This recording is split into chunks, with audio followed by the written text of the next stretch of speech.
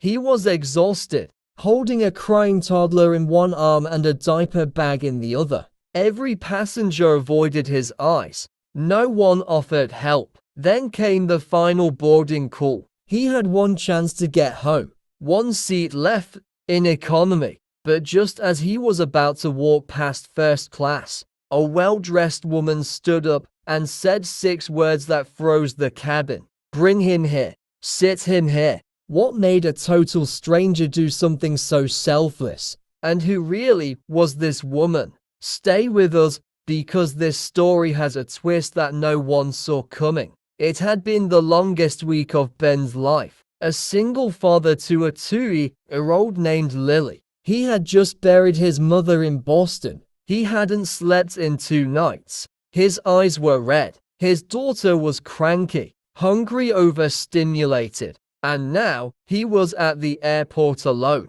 racing through security, dragging luggage and a stroller, all while trying to calm a fussy toddler. The flight home to Texas was overbooked. As he reached the gate, the agent said, "Sir, you're lucky. 1 seat left in economy. If you hadn't made it in the next 60 seconds, we would have given it away." Ben gave a weak smile, sighed in relief, and began boarding with his little girl. Walking down the aisle, he felt the stares. Some sympathetic, most annoyed. A man whispered to his wife, "Great, a baby on the plane. That's just what we need." He tried to keep his head down, but Lily started crying again, loud. Passengers shifted in their seats, rolled their eyes. Ben's face turned red. As he reached the front rows, he struggled to balance his bag and baby. That's when it happened.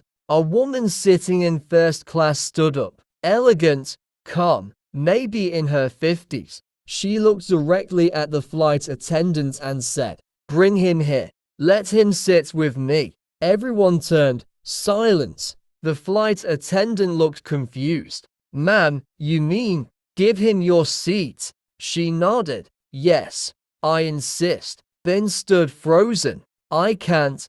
I mean, that's your seat. You paid for this." She smiled. "I know, but it looks like you're carrying more than just a child today." There was a softness in her voice, like she understood. Ben didn't know what to say. Ben sat in first class for the first time in his life. A glass of water was placed in front of him. Lily was calm now, dozing in his lap. The woman returned to the back of the plane. No complaints, no attention, just quiet kindness. During the flight, the attendant slipped Ben a note. It was from the woman. "My husband died 15 years ago on a plane. He was holding our daughter. She was the same age as yours. I was supposed to be with them. Ever since, I try to make one traveler's life easier, the way I wish someone had helped him. You reminded me of him." Ben stared at the note, eyes filled with tears.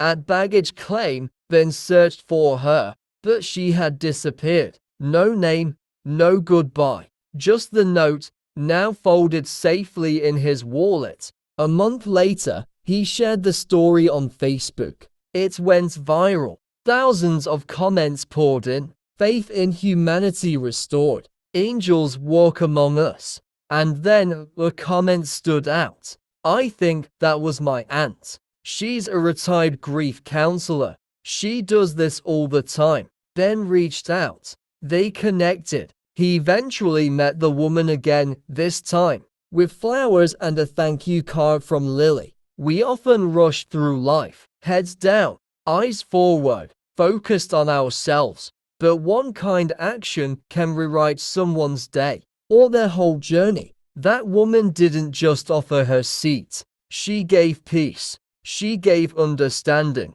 She gave a tired father the one thing he hadn't felt in days, dignity. Ben now tells this story every Father's Day, and every time he boards a plane, he looks around, wondering whose life he might touch next. So the next time you see someone struggling, a parent, a stranger, a fellow human, Sometimes the smallest gesture becomes the biggest moment in someone's life. You never know what someone's carrying, but you can help carry a part of it, because kindness doesn't need a reason. It just needs a heart.